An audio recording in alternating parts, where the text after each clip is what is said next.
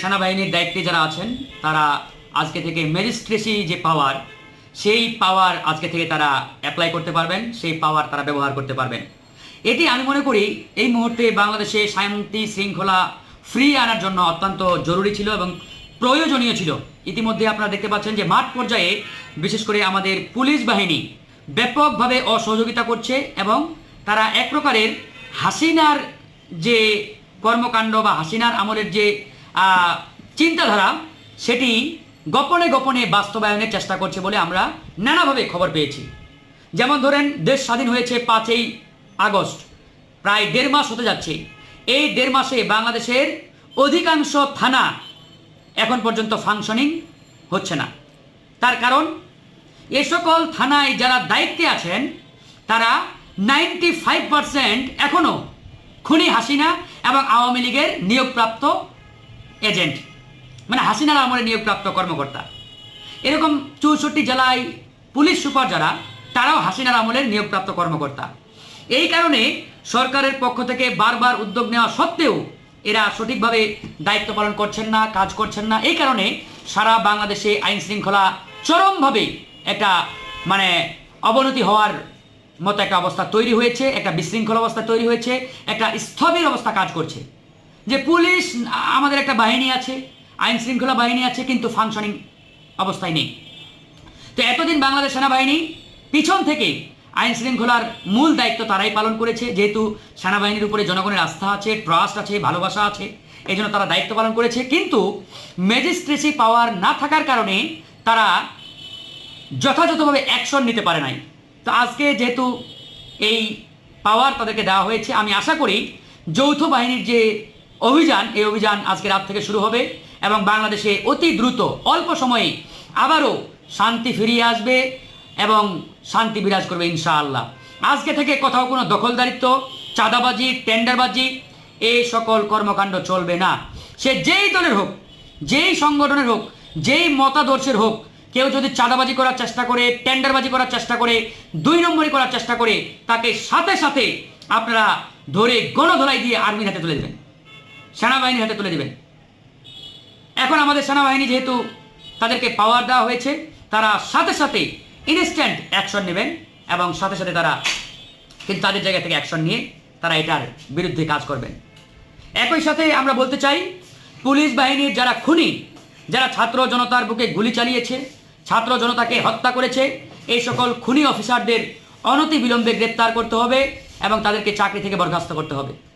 আমরা দেখতে পাচ্ছি পুলিশ বাহিনীতে এখনও অনেকেই যারা জনগণের শত্রু ছিল, দীর্ঘ 15টি বছর খুনি হাসিনার অর্ডার, অবৈধ আদেশ পালন করতে গিয়ে বিরোধী দল মতের উপরে গুলি চালিয়েছে, তাদেরকে মানে এক প্রকারের কি বলবো, মানে একটা ধ্বংসযজ্ঞ চালিয়েছে। এই সকল অফিসারদের বহিষ্কার করতে হবে, তাদেরকে বিচারের মুখোমুখি করতে হবে। এই জন্য আমরা সেনাবাহিনীর প্রতি উদাত্ত আহ্বান জানাচ্ছি, আপনারা অনতি বিলম্বে উদ্যোগ নিন এবং তাদেরকে গ্রেপ্তার করুন। এখন যেহেতু আপনাদের পাওয়ার আছে, আপনাদেরকে পাওয়ার দেওয়া হয়েছে, এটি কোনো অবস্থাতেই কাল বিলম্ব করা যাবে না। সারা বাংলাদেশের 650 থানা, এই থানাগুলোর অতি দ্রুত ওসি বদলি করুন। এই ওসিগুলো হাসিনার আমলে নিয়োগপ্রাপ্ত ভারতীয় এজেন্ট, এদেরকে চেয়ারে রেখে কোনোভাবেই বাংলাদেশে শান্তি ফিরে আসতে পারে না। কারণ এদের মাধ্যমে তৃণমূলে সবচাইতে বেশি বিরোধী দলের জনগণ নির্যাতিত হয়েছে। তাই তাদেরকে চেয়ারে রেখে আপনি যদি একটি সুন্দর বাংলাদেশের স্বপ্ন দেখেন, এটা সম্ভব নয়। জেলা পর্যায়ে যত নির্যাতন হয়েছে, জুলুম হয়েছে, ক্রস ফায়ার হয়েছে, সবগুলোর নির্দেশদাতা হচ্ছেন পুলিশ সুপাররা। এই এসপিদের আপনি চেয়ারে বসায় রাখবেন আর একটি বাংলাদেশের স্বপ্ন দেখবেন, এটা কোনোদিনই সম্ভব না, এটা হতেও পারে না। তাই অনতি বিলম্বে তাদেরকে বহিষ্কার করে বিচারের মুখোমুখি করতে হবে। এই জন্য সেনাবাহিনীকে মাঠ পর্যায়ে ব্যাপক তৎপরতা চালানোর আমরা আহ্বান জানাচ্ছি।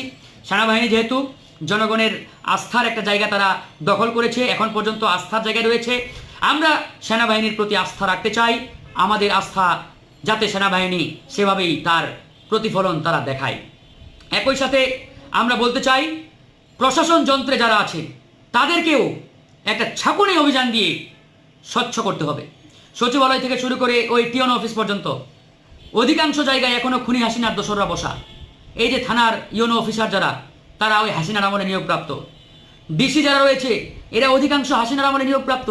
এরকম হাসিনার নিয়োগপ্রাপ্ত কর্মচারী কর্মকর্তাদের চেয়ারে বসিয়ে রেখে এই বাংলাদেশকে রিফর্ম করা, সংস্কার করা কোনোভাবেই সম্ভব নয়। তাই তাদেরকে অনতিবিলম্বে এই পদগুলো থেকে বহিষ্কার করে তাদেরকে বিচারের আওতায় নিয়ে আসতে হবে। না হলে এই যে এক এক সময় এক একভাবে বাংলাদেশকে তারা বিপদে ফেলার জন্য কাজ করবে। কিছুদিন আগে আপনারা দেখেছেন আনসার সদস্যরা কিভাবে একটা তুলকালাম কাণ্ড ঘটিয়ে দিলেন। এই আনসার কারা? এরা ওই হাসিনার নিয়োগপ্রাপ্ত গুটি কয়েক দোসররা, তাদেরকে উস্কে দিয়ে তাদের পিছনে কয়েকশো কোটি টাকা তারা খরচ করেছে ওই সময়, কয়েকশো কোটি। নতুন নতুন পোশাক ছাত্রলীগের ক্যাডারদের পরিয়ে দিয়ে সচিবালয় ঘেরাও করে তারা কি একটা তাণ্ডব চালালেন। এখন শুরু হয়েছে আমাদের পোশাক শিল্পকে মানে তাণ্ডব চালানোর একটা পাইতারা। পোশাক শিল্পে আমরা ইতিমধ্যেই খোঁজখবর নিচ্ছি যে সেখানে নাকি শত শত কোটি টাকা ব্যয় করা হচ্ছে ওই পোশাক শিল্পের কর্মীদের পিছনে। তাদেরকে উৎসাহ দেওয়া হচ্ছে যে আপনারা গার্মেন্টসে যাবেন না, আপনারা আন্দোলন করেন, মিছিল করেন, আপনারা প্রতিদিন 1000 টাকা করে পাবেন। এইরকম টাকার বিনিময়ে তাদেরকে রাজপথে নামিয়ে দেওয়া হয়েছে। এভাবে তারা একটা অস্থিতিশীল পরিবেশ তৈরি করার চেষ্টা করছে। এই জিনিসগুলো খুঁজে বের করে এদের প্রত্যেককে বিচারের মুখোমুখি করতে হবে, অন্যথায় এরা যে কোনো সময় আমাদের বিপদে ফেলার জন্য এরকম তাণ্ডব চালিয়ে যাবে। তাই আমরা সেনাবাহিনীকে স্যালুট জানাচ্ছি, ধন্যবাদ জানাচ্ছি, একই সাথে আহ্বান জানাচ্ছি আপনাদেরকে যে ম্যাজিস্ট্রেসি পাওয়ার দেওয়া হয়েছে, এই ম্যাজিস্ট্রেসি পাওয়ারকে কাজে লাগিয়ে সারা বাংলাদেশে 1 সপ্তাহের মধ্যে আপনারা শান্তি ফিরিয়ে আনেন এবং শান্তি শৃঙ্খলা আপনারা সঠিকভাবে নিয়ন্ত্রণ করেন। ইনশাআল্লাহ আমরা বেশ আশাবাদী আপনাদের মাধ্যমে একটি সুন্দর বাংলাদেশ আমরা বিনির্মাণ করতে পারব। জি ইমাম ভাই। প্রথমেই অত্যন্ত আমরা খুশি হয়েছি, কারণ বাংলাদেশ সেনাবাহিনী বাংলাদেশের জনগণের আস্থা এবং ভালোবাসার প্রতীক। আজ অবধি সেনাবাহিনী বাংলাদেশের মানুষের প্রত্যেকটি সংগ্রাম এবং প্রত্যেকটি বিপদ আপদে সাধারণ জনগণের পাশে এসে দাঁড়িয়েছে। তো এই সেনাবাহিনী এটা আশা করতেছি যে আইনশৃঙ্খলা পরিস্থিতি এবং ব্যাপক উন্নয়ন হবে। কিন্তু একটা দেশ চলতে গেলে পুলিশিং ব্যবস্থা লাগবে। তো বিগত যে 1.5 মাস আমরা পার করলাম, সেই সময় আমরা দেখেছি পুলিশের নীরব ভূমিকা। পুলিশ চাইতেছে দেশের আইনশৃঙ্খলা পরিস্থিতি খারাপ হোক, কারণ যাতে দেশ অস্থিতিশীল হয়ে পড়ে। তো এই ক্ষেত্রে সেনাবাহিনী ম্যাজিস্ট্রেসি পাওয়ার আমাদের জন্য শুভ লক্ষণ অবশ্যই, কিন্তু নতুন পুলিশিং ফোর্স তৈরি করতে হবে। বর্তমান যে এসপি ওসি আছে, ওরা গত 15-16 বছর শেখ হাসিনার সেবা দাসের মতো কাজ করেছে। আমরা চাই না এরা পুলিশের কমান্ডিংয়ে থাকুক এবং পুলিশে তার কখনো দানব শক্তিতে না আসতে পারে। সেই জন্য ন্যাশনাল সিকিউরিটি ফোর্স করে তার আন্ডারে পুলিশকে নিয়ে যাওয়া হোক। পুলিশের যে আইজিপি, ওনাকে সেনাপ্রধানের সহমর্যাদা দেওয়া হয়েছে, যা কিনা প্রকান্তরে প্যারালাল বাহিনী তৈরি করা। সেনাবাহিনীর সহমর্যাদা কখনো পুলিশ বাহিনী হতে পারে না।